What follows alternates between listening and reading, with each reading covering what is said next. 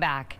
People over the age of 65 are at higher risk of being hurt or killed in a car crash. Last year, nearly 20% of injuries and 17% of deaths on Vermont roads were seniors. And now there are new resources for older drivers in Vermont, courtesy of the Health Department. Joining me to talk about those is Allie Breyer with the Division of Emergency Preparedness, Response, and Injury Prevention. Thank you for being here. Thanks for having me. So most older drivers are safe drivers, but we do know that as people age, their vision, their physical and mental fitness, and their reflexes can change too. So what do people need to understand about those things and how they can affect their driving?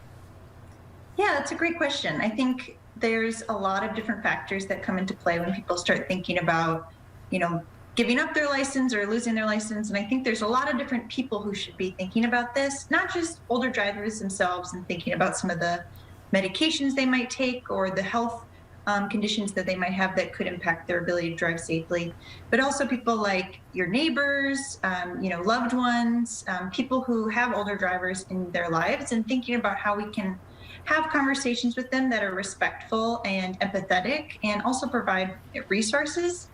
And then we also have to be thinking about people like law enforcement, healthcare professionals, and policymakers to really be thinking about how we're creating communities that are safe and walkable and accessible for not just older Vermonters, but folks of all ages.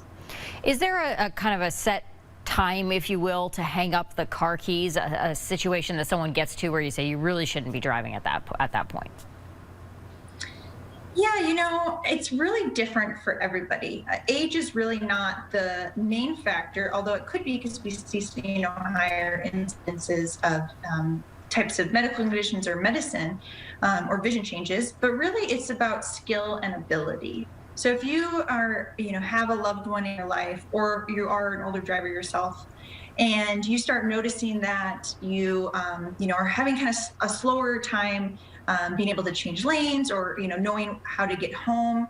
And sometimes it's something you can't recognize in yourself, but people around you might notice some changes in your driving ability. And so it's really kind of a skill thing, and having people in your life who might be willing to have these conversations with you and just being open to having these types of conversations. Talk about the new resources the Health Department is offering people. What are they and who are they really geared towards?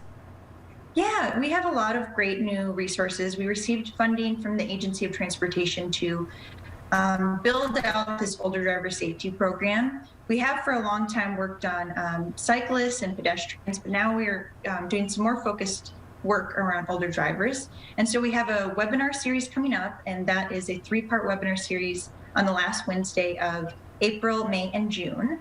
And then it'll be focused on caregivers and older drivers for the first one. Law enforcement is the second one. And then policymakers and local elected officials for the third one. We also hope to, in the future, do more outreach to older drivers themselves in places that they're already at. So this might be retirement communities or community senior centers or senior living centers. And we hope to really kind of expand this work in that way. We also work with a lot of data and have provided a big resources map on our website. So that's at healthvermont.gov. And we are continually looking for new ways to partner and build out this program.